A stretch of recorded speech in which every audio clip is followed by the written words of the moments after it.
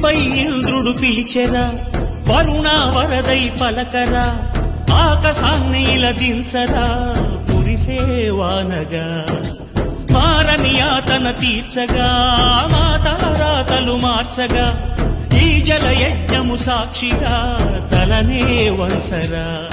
మహారాజు తానే సమిధల్లి మారి నిలువెల్లా వెలిగెరా, భోగాన్ని విడిచి త్యాగాన్ని వలచిత